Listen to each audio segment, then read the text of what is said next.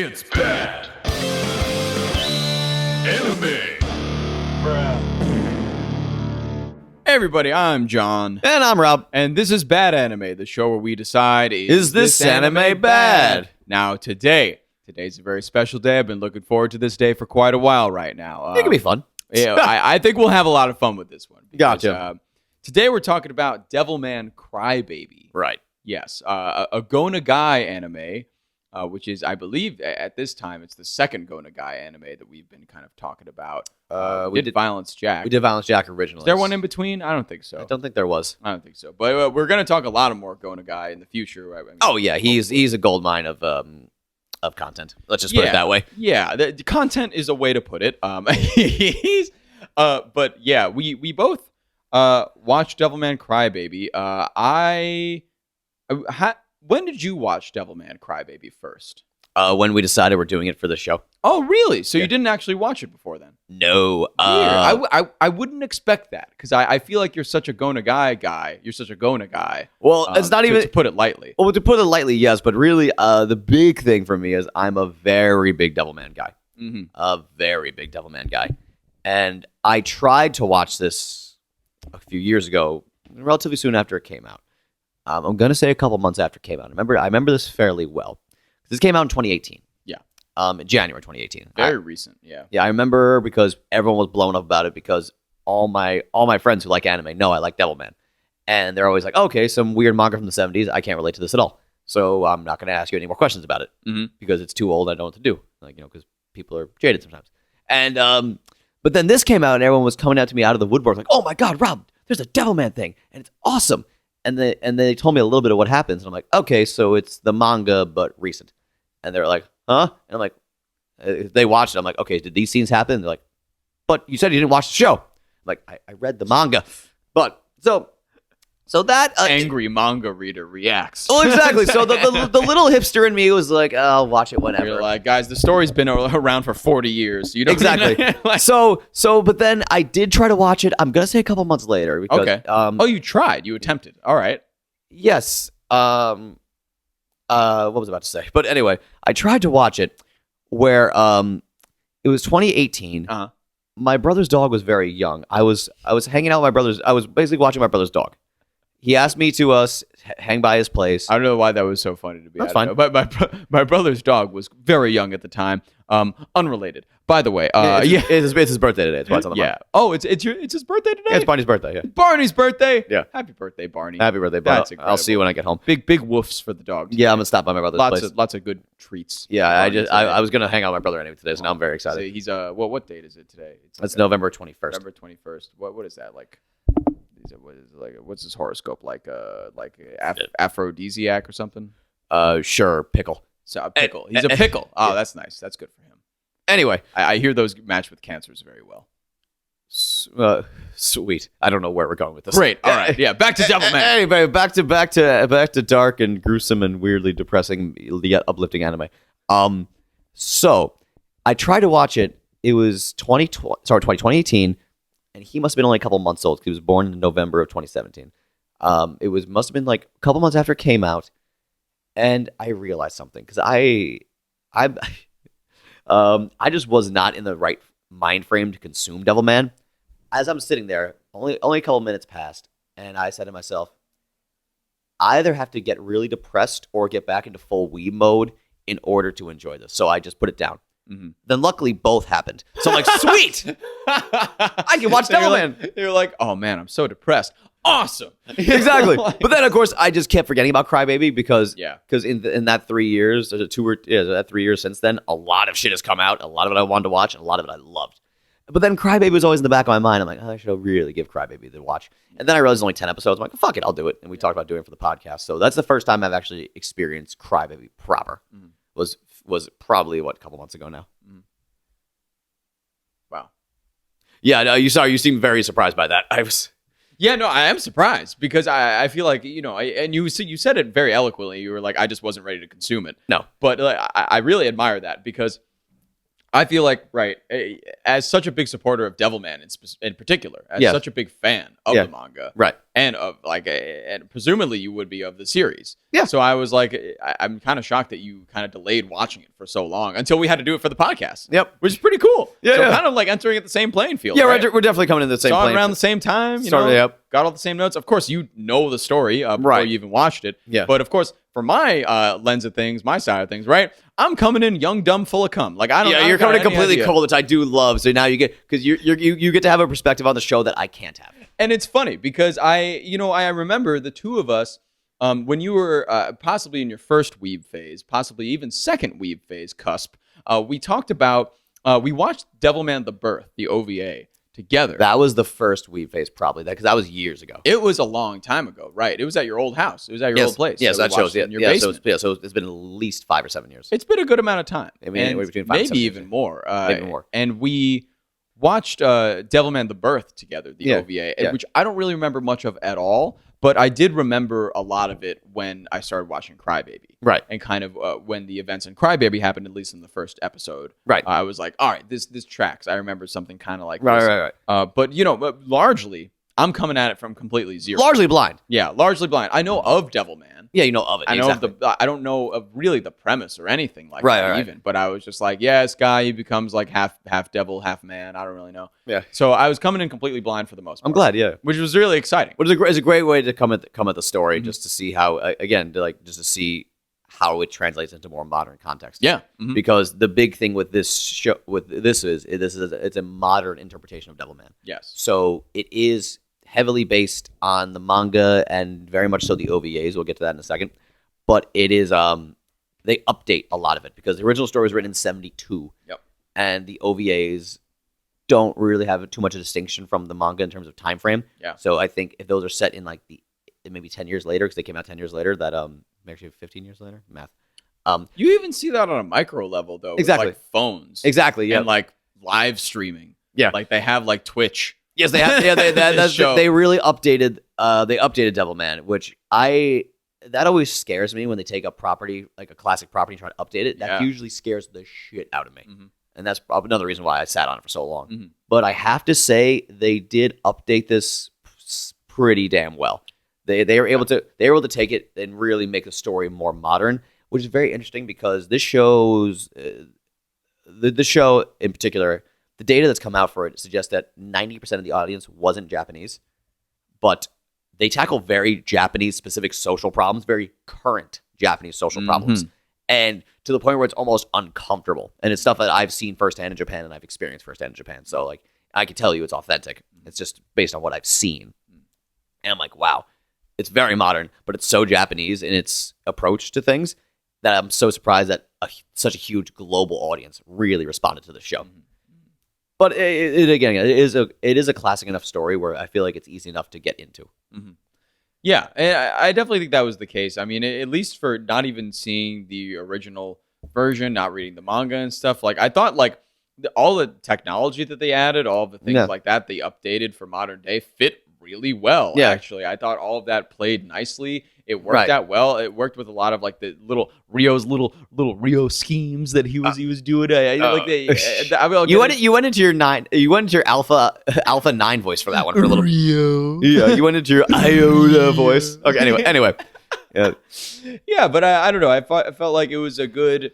I thought it very well modernized something that was originally made in the 1970s. Exactly. So that part, that's funny. That's one of the part of the shows I was coming in ready to hate, but they did such a damn good job with updating it. And I'm like, okay, that good point. And let me ask you before we get into even the content of the show, right? Let's talk about the animation because that is the first thing that really struck me. It's the first thing that hit everybody. Oh my god! Okay, so like I was in the first episode, and I thought it was some kind of like little like cartoony vignette to start the show with or something, and then you realize it's the actual show. No, this is the animation for the whole thing. Yeah, and wow, I don't think I've ever seen anything like it. And my initial reaction was I don't like it. Me too. I think because it was just so new. But like I don't know. I'm usually very down with new things. Yeah, like people trying something else, but. I don't know. It never really got me in that way. Towards the end, I started to, I guess, appreciate it and appreciate the differences of it. Right.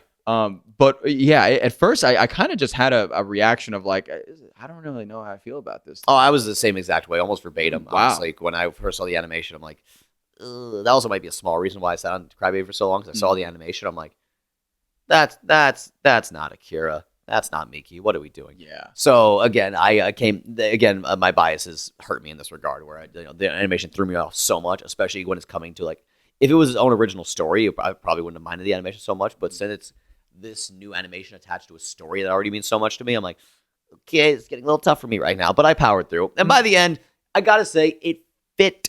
The animation definitely fit the tone they were going for. Yeah. I thought the especially where the animation really shined for me was when you had your Devilman transformations. Oh yeah. Either in Akira, whether that was, or whether that was in any of like the Devilman like side characters. Yeah. I thought it fit really well. The kind of like, because I feel like the humans in the show looked.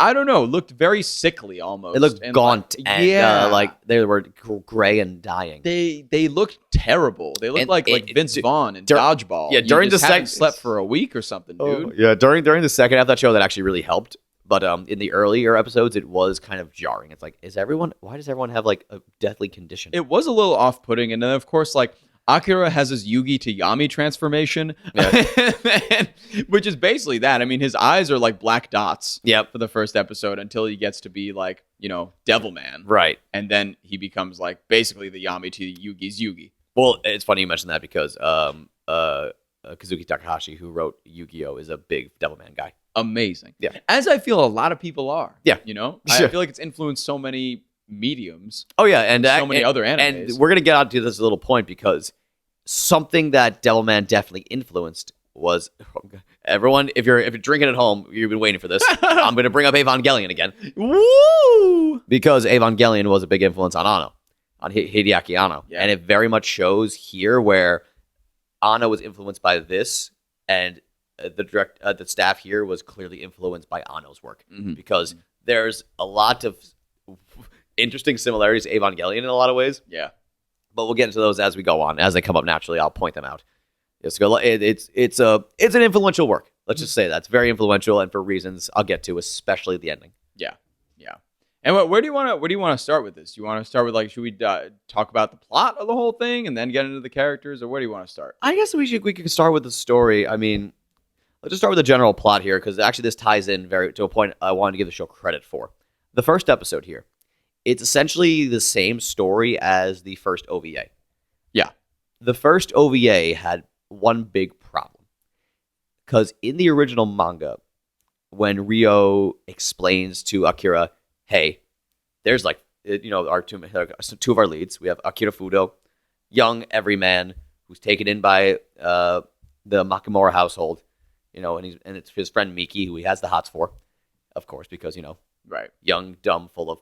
And everybody has the hots for Miki. In this version, yes. This whole show. Everyone has hots for Miki in this show. Such a big... I thought the other Miki was way more attractive. Yeah. But, that's just me. Yeah. I don't know. And we'll get to the other Miki because she's one of the show's many original characters. Oh, she's new. Yeah, she's new. For this show. Yes. Weird. Yes. What about the rapper guys? Are they new for this show? They're updates. Interesting. Yeah, no, there was a gang of bullies in the original show that became friends with the cast and helped defend them in various points. So the characters did exist, but they made them rappers to update them culturally. Huh. And it did make sense because, it was fun. I liked it a lot. Again, that touched on like Japanese social faux pas and like some social groups that are looked down upon. Mm-hmm. So it was a very modern update, which I really liked. Yeah. Especially because the rapping in it was very good. Yeah, and the rapping, although I watched the dub, right? Yeah. The rapping was still in Japanese. Yeah, which I very much appreciate. Yeah, they didn't even bother translating it, which I'm very I thought it was cool, because it probably would have come out pretty bad. Because the flow sounded really good in Japanese. Well, that's the thing. In Japanese, such a very specific language for rapping, especially. You can't really translate it in English properly.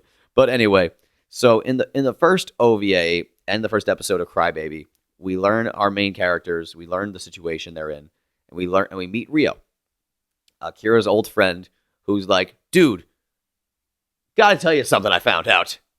There are demons everywhere, but I got a plan." And so in both versions, he takes Ryo to this nightclub that he kind of built. Oh yeah, the what the Sabbath? A Sabbath to a Yeah, party. like It's the it's funny party. because actually it shows there's weird points here where where Crybaby pulls from the OVA and the manga and goes back and forth Mhm. because they never refer to it by the Sabbath in the OVA, but it's very much called that in the manga. Oh, cool. Yeah, the party, the Sabbath, where like Rio's trying to basically his idea is like, hey, Akira, you could fight demons if you get possessed by one because you have such a pure heart. Yeah. Basically saying you're such a beta male that you Yeah, could, that anything could take over you and you'll be cool. yeah, and you could take over it because you're so pure. Yeah. And it's like, okay, sure. Like what Rio, I don't know what the hell you're talking about, but all right, I'll come with you to this club. Yeah, so he comes to the club, Yeah. and Rio, Yeah, Rio basically like I don't know. The first episode, Rio's like, yeah, like so they're Akira, right? They're like these demons, Yeah. and they're everywhere, and they're all inside these people, Yep. and they could kill everybody tomorrow, and we just wouldn't have anything to do about it. So you have to come with me to a dance club. Yeah. And Akira's like, Rio, I don't know what the hell you're talking about, but I'll get a drink with you, buddy. Well, it's so funny because in the OVA, one of the best ones, especially the English dub of the OVA is known for being particularly bad. Mm-hmm. It's hysterical. That's great. It's so funny because there's a great moment because in the OVA, Rio never explains where he's taking Akira. He just opens the door, and in the dub, and this is almost verbatim, Akira just goes, "What the fuck?" He's really in the dance club. He's like, "What the fuck?" And that's what the actual. And let me ask you a question, kind of first episode based. Yeah. But I guess like a question throughout the series Sure. too. Does Akira cry throughout every iteration of this creation or Nope. so that's a new thing. Very much a new thing. So Devilman Crybaby is very emphatic on the very crybaby. apropos. Very interesting. Very apropos. Because I was like, all right, that's a weird thing. But I was like, I mean, it kind of makes sense with the story, I guess, because it's just like it's mostly just like crying, a lot of like existential dread and just be like that kind of thing. But I don't know what place it really has in the show. We'll get to my thoughts on it because even though Akira's not a crybaby in every iteration, that's something one of the many creative liberties this show takes, for better or for worse. And but back to what I was saying, the reason why I appreciated the first episode of Crybaby is because in the manga there's a lot of text and a lot of exposition dialogue. The OVA did it almost word for word, but it didn't translate well because it's so much quicker to read a big chunk of text than it is to speak it. Yeah. So a lot of the original The Birth OVA was Rio expositing, and it just went on forever. But I got to give Crybaby credit here. They truncated it from, like I said, 50 minutes to around 23. Yeah. And I thought it did that very well because you got all the important points, and you learned a lot. You learned everything you need to know about the characters almost right away. So the first episode of Crybaby is getting a lot of points for me just because it was able to really condense the beginning of Devilman. Yeah. And you learned who Amon is off the bat. Yeah. The particular. So that's a kind of a question I had too, Yeah. because in this, or at least in the dub, right? Yeah. The pronunciations of Amon was Amon. The pronunciation of Akira was Akira. Like, I don't know, is that the correct pronunciation? Like, Well, if you're going strictly off the Japanese, it would be Akira, yes, and then it would be Amon. Amon. Okay. Yeah, Amon. I don't know why they said Amon because it sounds way dumber. Yeah. I don't know. It just sounds more. like English. It sounds more Yeah, English. I guess. And I guess like, that makes sense. and But I don't that know. was just a big like confusion for me because I was like, Well, when they're I was mixed, like, I know that's not his name. yeah, no. But okay. When you're mixing up the vowels like that, it gets confusing. Yeah, because I guess like in like the English dub, it would be pretty jarring if you just threw in like Amon.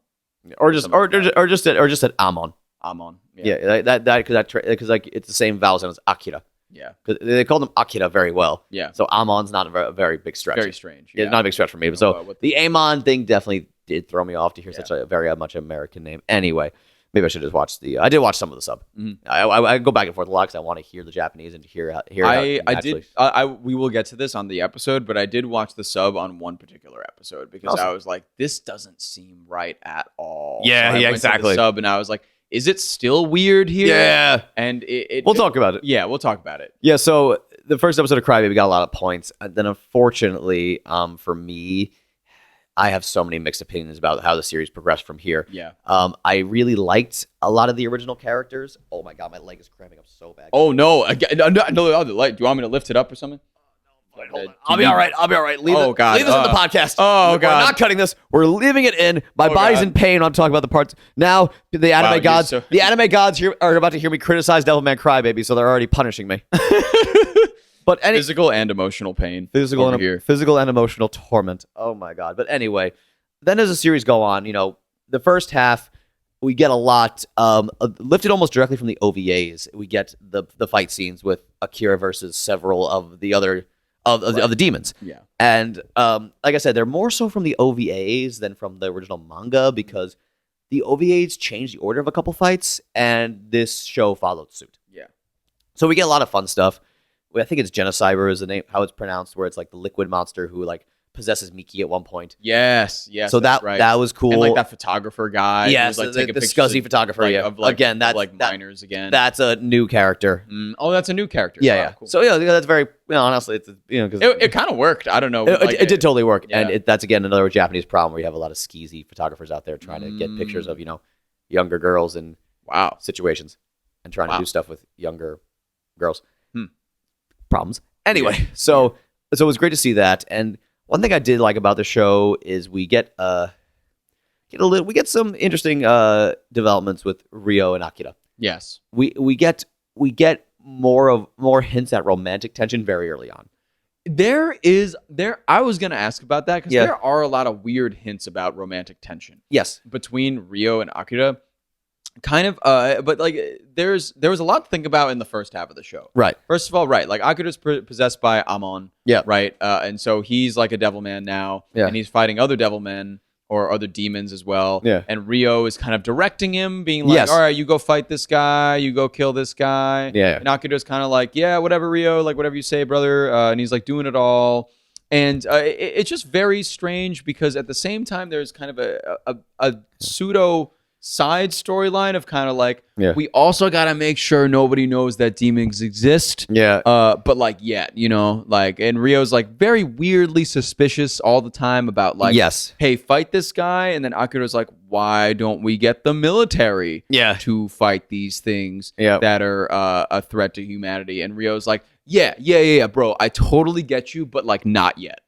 I need some time. And like, sure, but not now. And they even go as far to like that photographer guy or somebody got a video of Akira transforming into Devilman. Yes. And they're like, we got to find it and kill this man. And Akira's like, Jesus, like, is it really that big of a deal? Like, people are going to find out anyways. Like, I don't really know. Exactly. It's good because it makes it a little clear because in the original manga, this comes up where Ryo's plan, like, the reader's not really supposed to understand it at first because Ryo doesn't really understand it at first because his memory's all fucked up as we learn later in the series. Right. So, and it's great. And so I liked how the show put more of that in. They did maybe a bit better job than actually in the manga in some ways in foreshadowing this because in the manga it was very, you can kind of get there, but like it was like, it might have been a little jarring, and that's me criticizing the manga right now. But the show, I think they planted the seeds a little better for where, because they knew where they were going.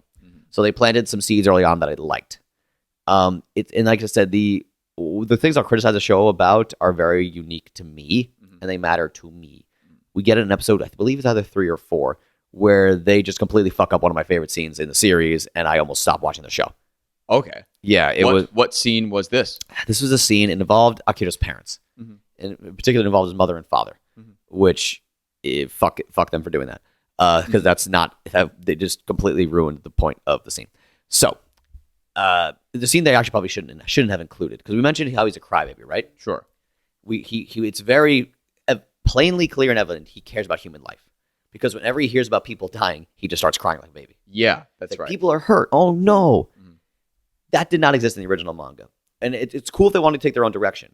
But in the manga, there's this in the manga and the OVAs, the underlying current is Ryo trying to hold on to his humanity while fighting demons, because part of it maybe even like people like the demons are taunting him like, you enjoy this, you're no better than us, you like killing these people. Right, you like also like that even brings the terms of like sex on the table where he's like becoming more beast like and how he like has sex and how he like has like desires and stuff like that. That's to kill for blood. I read an interview with the director of this series talking about how he said if Go Nagai could have had sex in his original manga because like the limitations of like the magazine he was in. He couldn't, but he said, "I'm going where Go Nagai probably would have gone," which I believe is kind of fair. I believe that. Yeah, I totally believe 100% believe that. So for sure. yes, and so this show made Crybaby also is a lot hornier. It's very raunchy. It's a lot hornier than the original Devilman, where the original Devilman is much more violent.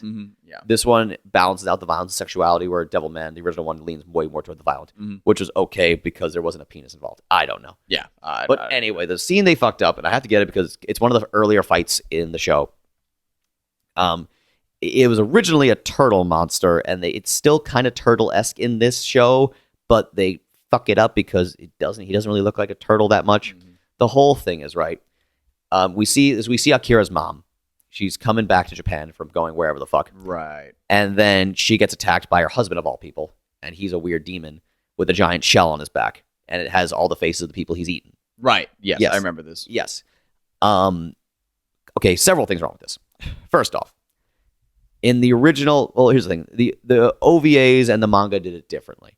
The best version was probably the OVA. This show took a weird combination of both.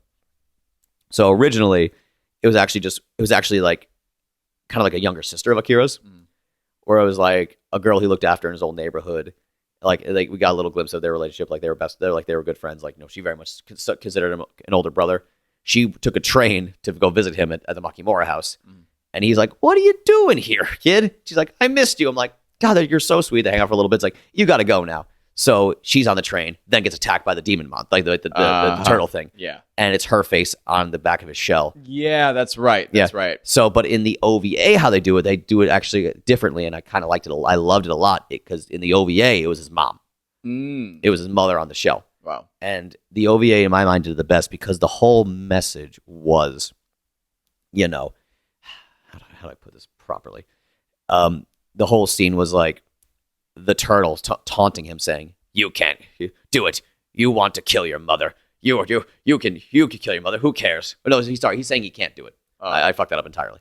It's him saying, You can't kill your own mother. Show me you're not like me. Wow. Can you do it, you dog? Basically baiting him, like, "You're not going to do it, you pussy," is the whole mentality, which I love. And his mother actually goes, "Akira, you have to realize I'm already dead." Yeah, right. And she actually shows him a very gruesome, what's it called? Like a recap of her death. And Akira's crying, like, "Don't show me you getting eviscerated by this monster. Why are you showing me this?" Like, she's like, "You have to understand, I'm already dead." And the whole thing is and the whole debate is Rio holding on to humanity? Because afterwards he's sobbing for the first time. It's a very impactful scene where it's like, I don't know if I did the right thing. He just doesn't know if he's a good person or not, which is a very powerful note to end on. Like, could I have done something different? Could I have actually tried to save my mother? Right. The whole scene is rooted in him holding on to his humanity. You didn't need that in this show. He's a crybaby. Of course he's still human. Right. You did not need this in this show. And then they complicated it by making his dad the turtle. It was weird. That whole part of his dad being the turtle and like killing his mom and then putting her in there. And you had the same semblance of like, oh, you have to kill me. Yeah, exactly. Like, I'm already dead, whatever. And I thought that was whatever. You still had that, which was cool, but there was no purpose to have the scene. Watching that scene without that context. I thought it was just a little strange, just contrived. I was like, what is and it was super contrived because like and as Akira going to his dad like, "You can beat him, I beat the demons too." It's like, clearly he lost. Clearly you didn't, sir, because you are inside one right now. And no, I was saying Akira was yelling to his exactly. Akira was telling his dad like, "You can be human." It's like, clearly he can't. The demon won. And you didn't need that scene at all because there's no question about Akira's humanity in this show. Akira very much has a human heart. They make that very clear, where in the other iterations, it's a little shaky if he's still fully human or if he is becoming more of a demon. Yeah. And in this show, there is that element in the show, of course, but it's more sexually driven than like violence driven. It is very sexually driven. He's more like he's becoming a monster in that regard. Right. He's not looking to kill, he's looking to fuck everything. Right. And this and the thing is, I love this scene because it's so gripping in the manga and the OVA when he actually has to, and because he does it in this version, but it's also not animated well in this version. I did not like the animation style here in Crybaby. And the OVA was great, where he punches through his mother's like half of his mother's face to kill the turtle, and then the heartbreaking moment where he closes one of her eyes. You know, because the rest in peace type of thing, and he's just so distraught over what he had to do. That hit me very hard. It still hits me very hard talking about it, and even with the scene with the little girl in the manga, it's still it's still a older brother protecting, failing to protect someone. And the girl in the manga, she's way more she's more similar to the other face, because in Crybaby they kind of try to have the best of both worlds here, where there's a girl crying next to him. It's I can't do this anymore. I can't play anymore. Just realizing her situation, where it's more so it came out in the manga. Right. So they really try to do the best of both worlds, and they just fucked the whole thing up in my mind, and especially for a scene that was so unneeded for this iteration of the story. You didn't need it, and the fact they included it really pissed me off when I first saw it.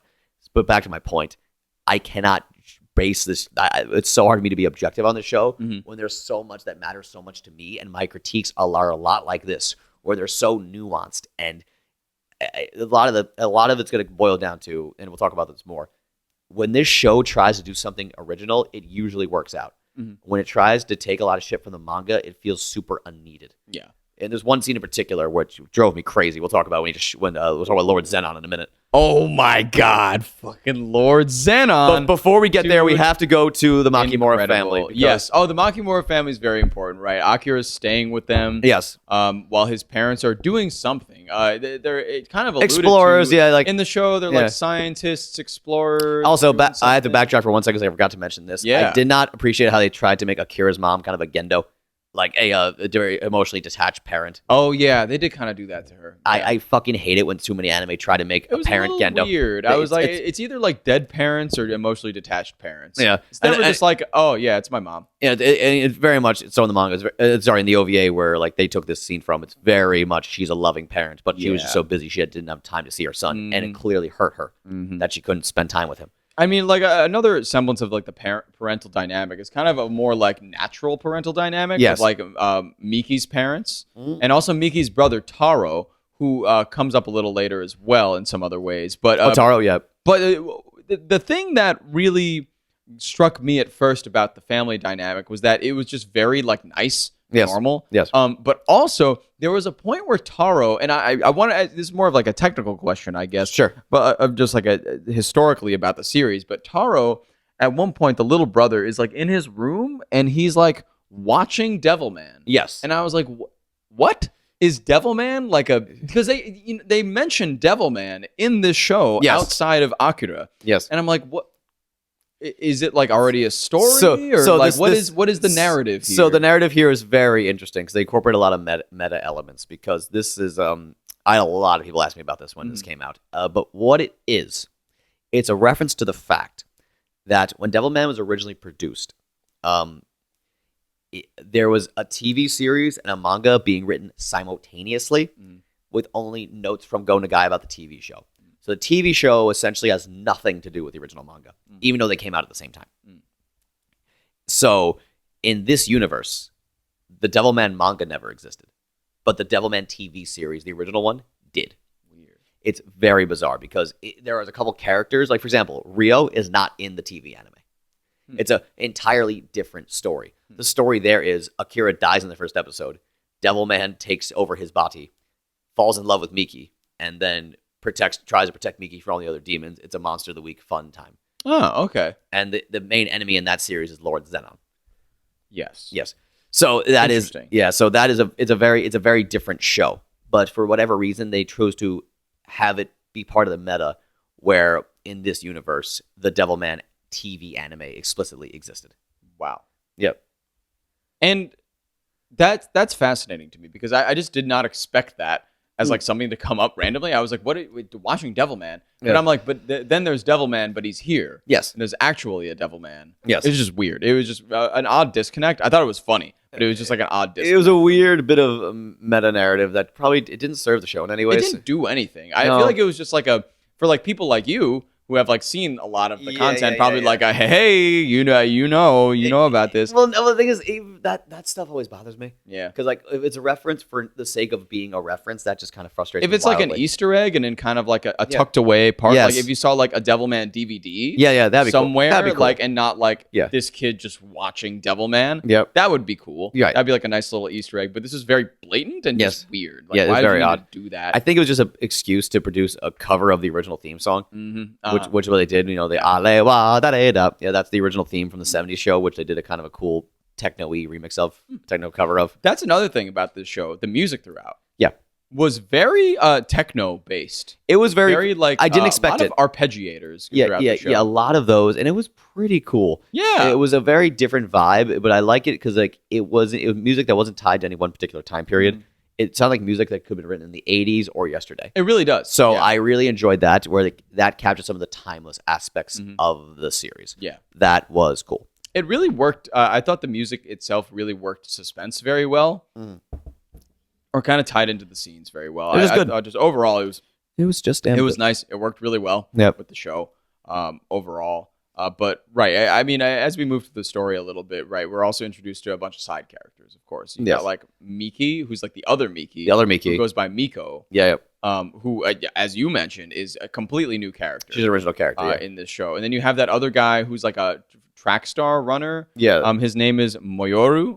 I don't remember because his last name is Koda. Yeah, we can just call him Koda. Yeah. But you know, you have some new characters that come up that are also get possessed by devils. Yep. Or have been devils and they're just are outed for being devils. Yeah, now they're devil. Yeah, now they're devil men. Yeah. So because the devil man is like a person who is possessed by a demon, but they're not taken over in an intellectual capacity. They still have their own will. That's the distinction between the two. Yeah. So we got a couple of characters who've been possessed, and we see them, and they kind of.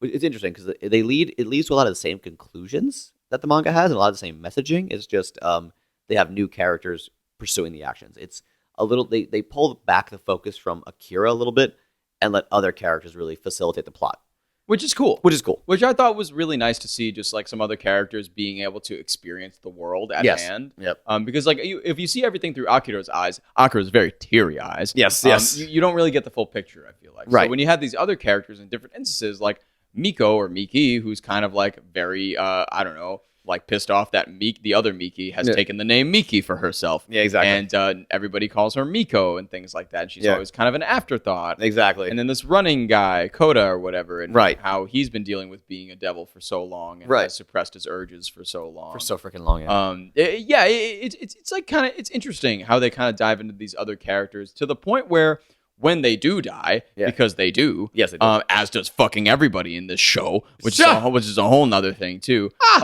When they do die, you feel sympathy. You feel sympathy in some ways because I feel like they die in this conflict of humans versus devils, but they're kind of that middle ground of they have they're humans, but they can also transform into devils. Yep, and which makes them a target.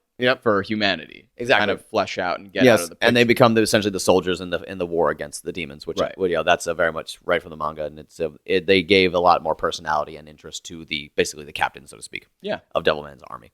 So I really enjoy these new characters. Again, the show once they're doing the new shit, it's pretty good. Like for one, like Taro, his role in the story is significantly advanced because he gets possessed.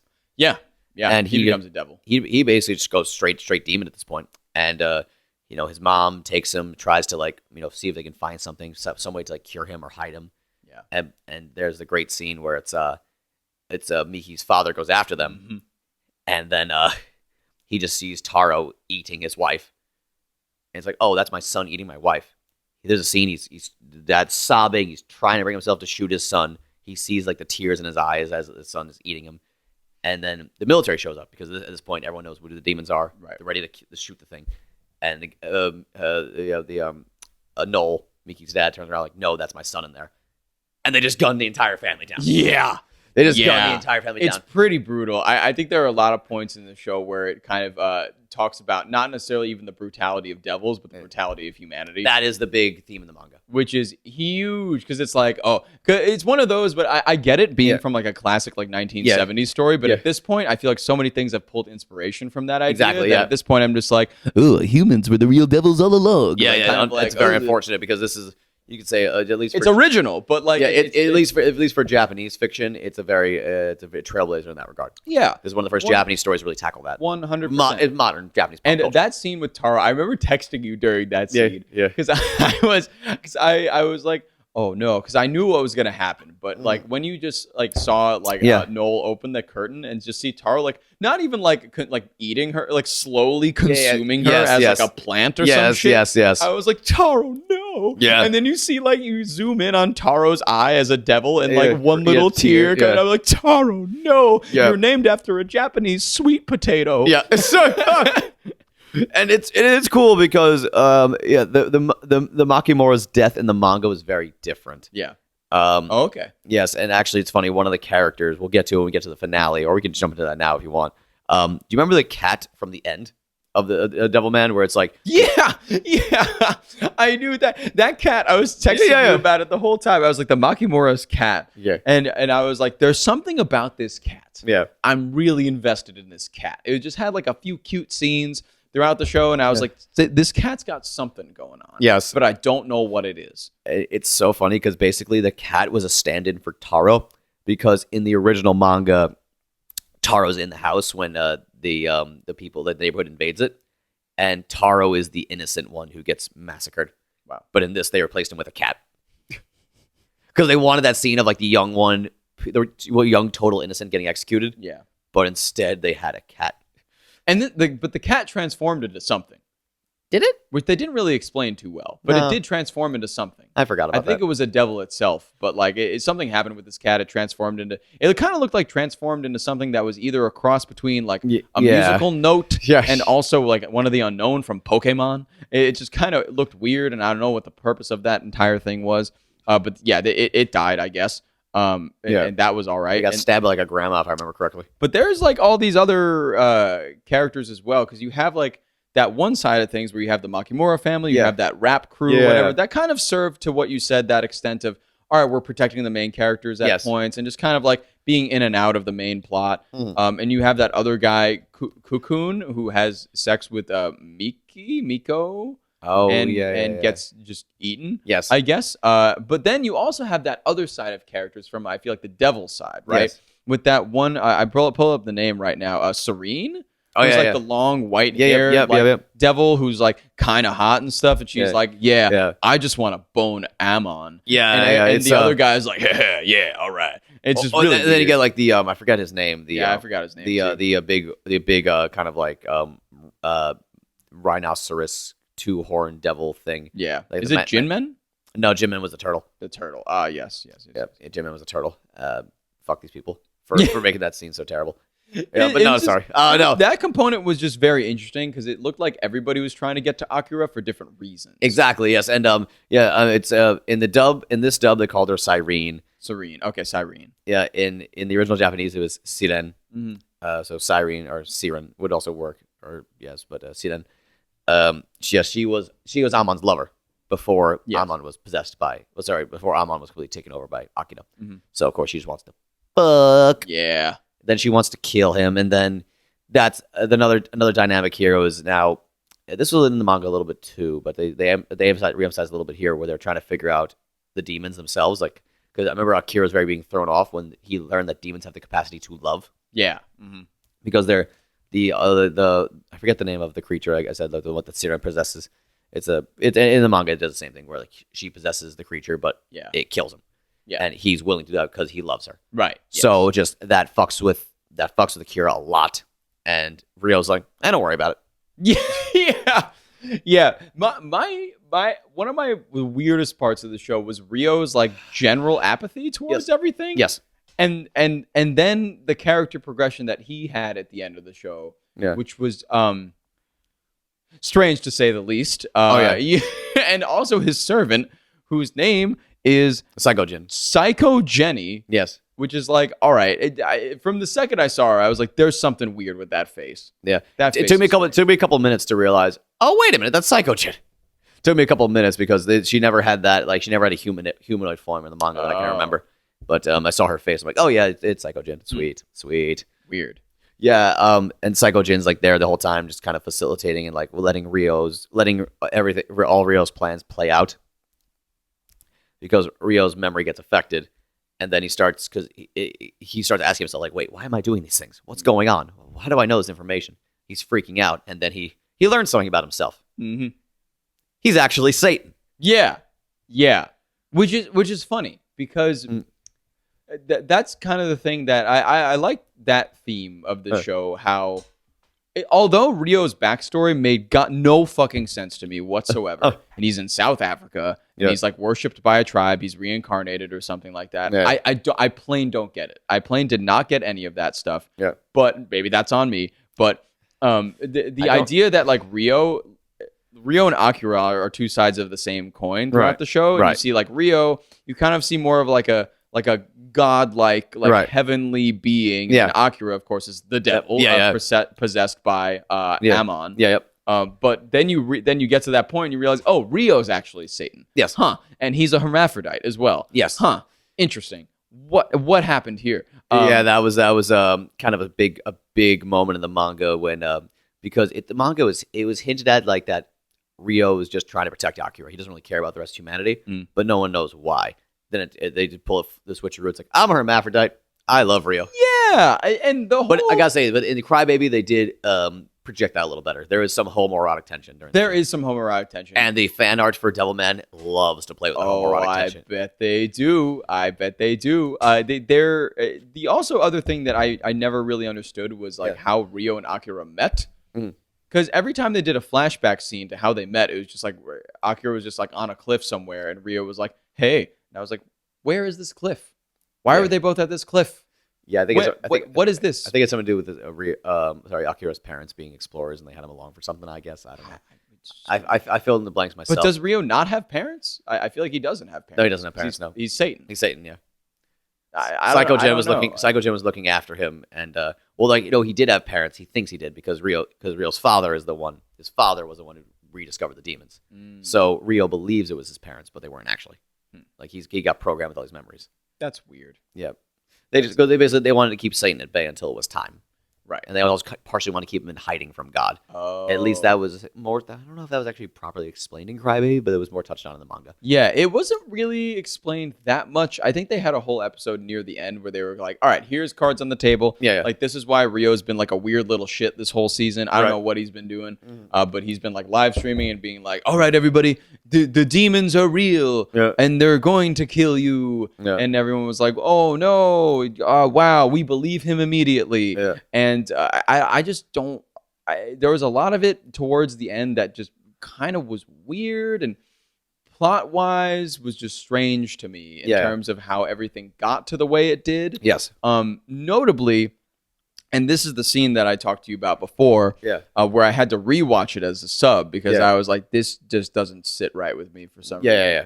It was the scene where Akira is going somewhere and as Devilman, right? And he sees people like throwing stones at some other people. Like that scene was added, and it was weird. And I didn't like that scene because there was a scene in the manga that spared a little similarity, but it was more of a confrontation where it's like, you guys are the fucking demons, and he started killing them.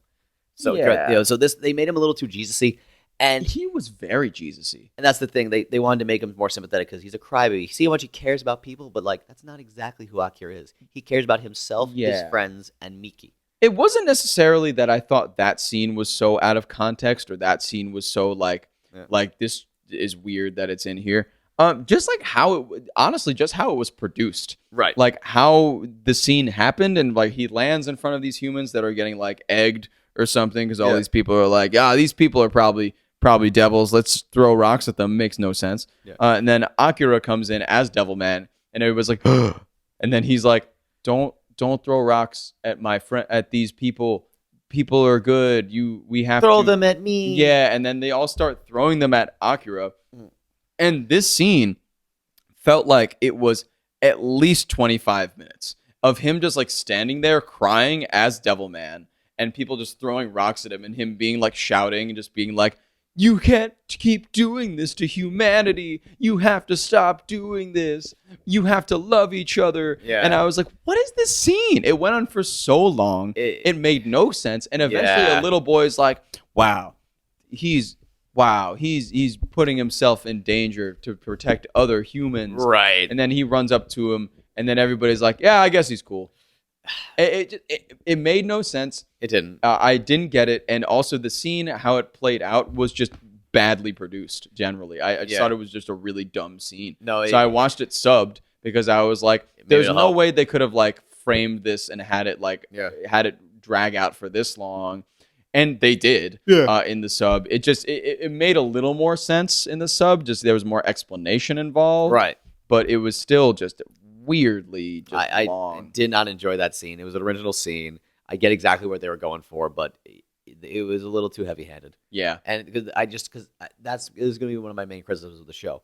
I'm not exactly a fan of this version of Akira. Mm-hmm. I think because the show is a victim of so many things taking influence from it, where the doughy-eyed kid who gets turned into a hardened badass is a plot device that has been so done by this point. Yeah. It's been so overdone by this point, particularly, that they wanted to try it from a new angle, which I appreciate. But at the same time, they made him a weenie. Yeah. And he just grated on me sometimes. He just kept sobbing about things. And the thing is, like, Devilman cried in the original manga, of course, but in the moments that really mattered. Right. Because when you're crying the entire fucking show, when you're crying about hearing about someone's death, then when someone you care about deeply does get killed and you cry again, there's no effect there for me. Like when Miki got killed. Yes, and we talk about Miki right now because I am not a fan of this version of Miki either. Interesting. I'm really not. I've seen a lot of people give her praise, like, this version of Miki is no longer a prop. She's an active participant in the story, and I need to know what version of the show they are watching because that's just very wrong. I don't think, I was going to say the same thing. I really don't think she had, much pull in this show at all, really. Well, they completely gutted her character because in the original and in the OVAs, Miki's kind of a bitch and I love her. She has a heart of gold, but she's super sassy. There's so many moments that, like, because in the example of this version, Miki would never smack the shit out of Taro for doing something stupid in this version. She does it all the time in the original. She's like, there's a great scene where it's like, Taro's like, refusing to stop playing the video game. She just elbows him in the head. Like a real older sister dynamic. Yeah. She's kind of a bitch to Akira when Akira steps over the line and tries to get a little touchy. And she's like, no, you jerk off.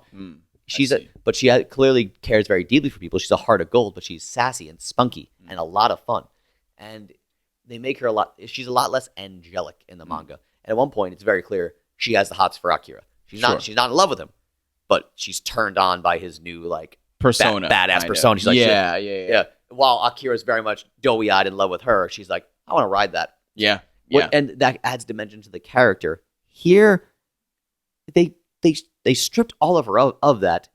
They just kind of, they tried to replace it with making her a biracial lesbian biracial and possibly lesbian, just to, like, get some sympathy. And I'm like, what? Because again, racism in Japan's a big problem. And in the manga, she was not half Japanese. She was full-blooded Japanese. There were the scenes of the kids making fun of her being foreign and Akira coming to save her. And then there's a lot of scenes in the show that bothered me a lot where she was just waiting for someone to save her. And just saying, Akira, where are you? Yeah. That's not Miki. Miki was all person to go defend Akira. She had sass and power.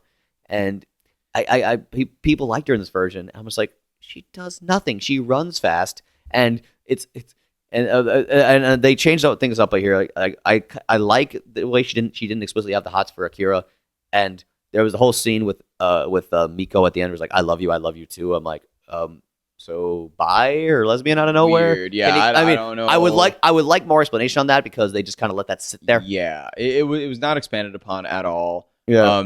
Yeah, Miki for me just fit the damsel in distress role. Yeah, way more so here than the original. And people try to condemn the original. I'm like, No, she was a character in the original and the OVA. She wasn't much of a character. She's a prop in this fucking show. She wasn't much of a character. I did not like what they did with her. I think the one thing that she really did was like make that it was like a social media post or something about like her knowing Akira or something. Yeah, and I didn't. Which is okay, and I kind of.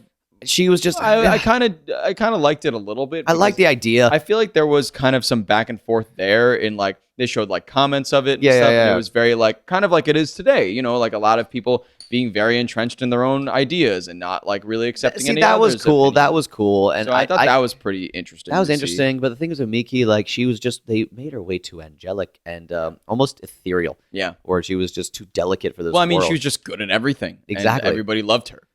And even Miki, the other Miki, was like, God, I love you so much. I hate you so much, so I love you. Exactly. No, weird. Like, why is everybody so infatuated with this person that wasn't a fan? Really hasn't really showed much personality throughout this entire show. You know, I'm getting more negative about the show the more I think about it. Yikes! But then the one thing I'll give is a very weird note to give credit to the show for. I did like the way they killed Miki because it was very reminiscent of the manga where like she's trying to run away, but the dude gives a huge slash in the back. Yeah, that backslash in the manga was brutal, where you see her just cut up and just basically almost eviscerated. It was intense, and then her head was on a stick. Yes, yeah, and that's when Akira saw her. That's the very famous scene where because in the manga Akira runs home. Again, he's just late sometimes, and that's why people die. He just doesn't get there fast enough. And he sees Miki hit Miki's head on the stick, and that's when he decides like I hate this world. I'm gonna fight Rio. I don't care. Yeah. You know? And he's like I just want the demons to die at this point. Mm-hmm. And so he's going to the final battle with almost no will to live. Yeah. And then we get the ending of the show, which one of the reasons I'm glad that the show was produced because we finally got at least a version of the original ending of the manga because up until then, at least in animated context, the ending of the manga was never shown. It's never been animated properly. So they animated the ending of the manga the first time here, where it's the big battle, and then it's Rio and Akira on a cliff, like just in a dead ocean. They went a little too end of Eva with it by making the water red. It was very end of Eva. I was gonna definitely say yeah. They went a little too end of Eva with it, but the thing is, the end of Eva you could say was inspired by the original Devilman. Sure, because it was. So it's that roundabout idea. Exactly. So it's one taking influence from the other in that circular fashion. I didn't really like the way they did it here because the dialogue was changed up. It fit the show, but it just made Rio seem like more of an idiot. Yeah. Because in the original, the dialogue was way more. He just gave a quick story about his original feud with God and how he fell out of heaven, and in the whole thing, in the manga he's not surprised because in this he's like in the Crybaby he goes, Akira, what's wrong? It's like he's cut in half. Yeah. In the original, it's very clear he knows Akira's dead, but the reader doesn't know until they show that half his body's missing. Mm-hmm. And it's basically Rio telling a story and saying, I flew too close to the sun. Mm-hmm. And that was the ending. Because the whole original, I guess you could say, message of Devilman was very anti-war. Mm-hmm. And it was, because it was written during Nam. Sure. So it was very anti-war. And Rio saying, I led this war and I won, but look what it cost me. That's the whole message there. In this one, I don't really know what the message of this one was. I guess love conquers all, maybe. But also, I don't understand how that plays in the ending because Rio's like, I'm crying. What is this? He does go full Alpha 9. I just realized that now. But I'm crying. But what no, is this? He doesn't understand his tears. It's like, wait, you understand you loved Akira. You should be able to understand the concept of tears. You seem like a dopey idiot to me. Yeah. So even though you're Satan. Exactly. So I just didn't get the reason any of that happened. Like why did Rio want to destroy humanity? Why did because he got denounced by God or something? Well, that's the thing. In the manga, he explained it in that story I told you. Like he actually gave like Akira just like basically I think it was for the reader like in case you're confused, here's what happened. Oh, okay. But they frame it really cool until he tells a little story, and there's no like images. He just kind of says the words, and it's pretty powerful. And it gives like a brief synopsis of like, yeah, I rebelled at God for this reason. This is why I was hoping you would survive because of this reason. But then in this one, they kind of fumbled with the explanation a little bit. Yeah. I don't know. Maybe if they're trying to, because maybe they're assuming it'd be a primarily Japanese audience who knows the story. I don't know. Maybe I'm just giving them credit. They just kind of like at the end of the show just blew up everything. Yeah. And it felt like okay, like I don't want to make so many comparisons, of course, but right when you had Evangelion and the end of Evangelion, right? Mm-hmm. I felt like everything was pretty warranted, and the jump wasn't so stark. Yes. From all right, final battle to the end of the world. Right. Yeah. It felt very coherent in how like the world exploded, everything like happened. Right. Everybody turns into like Hawaiian Punch, whatever. Yep. The end of this one was very much just like I don't know. It didn't feel like the stakes matched what happened. Really, it was like you had Akira like fighting Rio. And the world is like exploding, imploding, but why is it doing that? Because what is it? Is like a demon's attacking or whatever, exactly. Devil's attacking, but they're dying too because the world's exploding. It just really didn't match up with what was going on. It was, like I said, and I feel like they missed an episode in there or something. Very much so. Accurately put it together well. It just felt like a big jump, which I guess is one of my weird criticisms for this show as a total, because it didn't have that many episodes. 10. 10 episodes, but they all felt very long. Gotcha. But they didn't exactly hit on everything that I wanted them to hit on, I guess. Right. It's like each episode, for some reason, felt so long.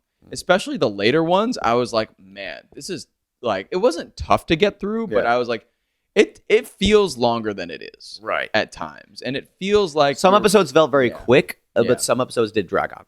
Felt very dragged at some point. Yeah. But before we get to like final thoughts and whatnot, I do want to get to our favorite character. I don't remember his name, King Xanadu or whatever. Oh, Lord Zenon, yeah, Lord Zenon. Because this comes back to my point where like when the show does something original, it usually does it well, but when it jams shit in from other adaptations, it's stupid. Yeah, because there was a great a new scene where Akira's burying the Makimura family. Right. Because like I didn't get there in time, I feel terrible.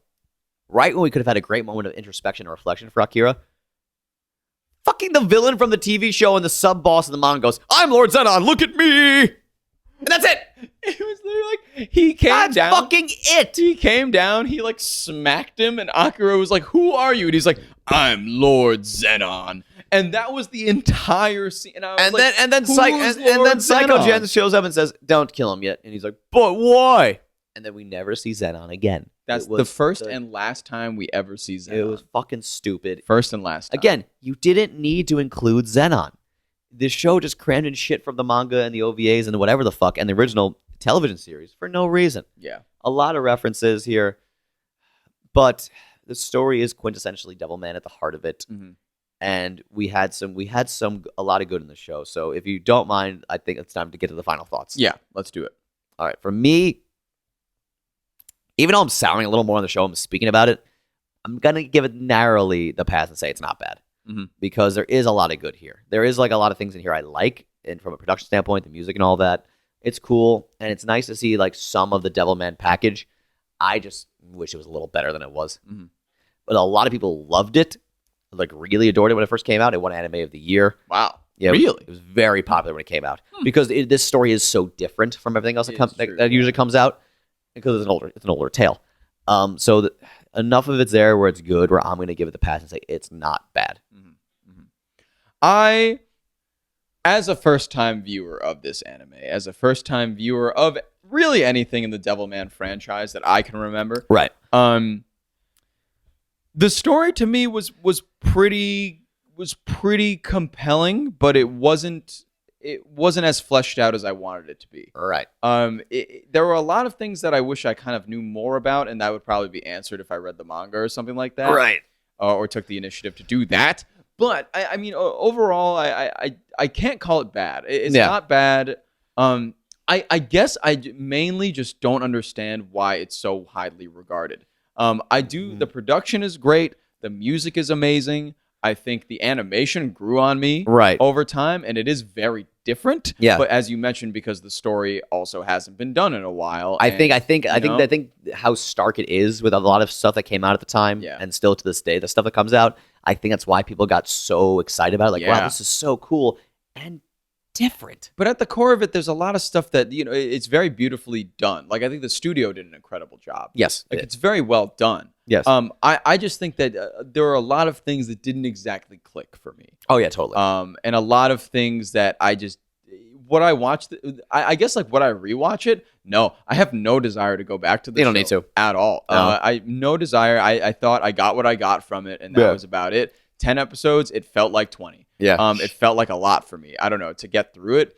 The violence and the sexual stuff, I wasn't necessarily as adverse to as I thought I'd be, because I thought it'd be way worse, I guess. Yeah, I mean that's just so Devilman territory. Yeah, Like, I mean, other than like Akira coming on the ceiling, I mean, Yeah. we didn't even touch on. Oh, well, because I mean that scene again, that was like a parody of Shinji's scene at the end of Eva, Yeah, because he looks yeah. at his hand first and sees the couple droplets, and then he looks up and the ceiling is covered in cum, and Which it's like, was just, oh my God, I thought that was so funny.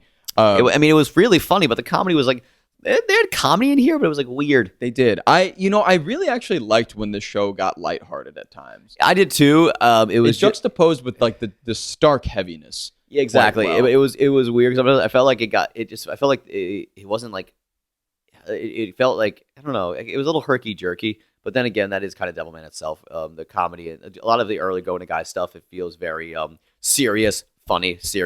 Yeah. So Yeah. it's a little weird, but then again, to me, when I think about it, but then again, Go Nagai is also just pretty weird in his delivery. So it's Yeah. authentic, if anything. I guess like my final thought is I would have liked to know more, Right. But I would have liked them to do less. I'm glad I got to see this story animated again. Mhm. I'm glad I got to see a new take on the story. I'm glad I saw it. It's not my favorite take of the story. There's some things I have problems with, but it's not bad. Yeah. I also say it is not bad. It's not bad. If you want a good Devilman anime, everyone go grab the OVA. Amon, the Apocalypse of Devilman. It's like a non-canon spin-off anime that Go Nagai did randomly in the year 2000. Oh, That's cool. probably the best Devilman adaptation I've ever seen. Hmm. It's an adaptation of a spin-off manga. It's fairly good.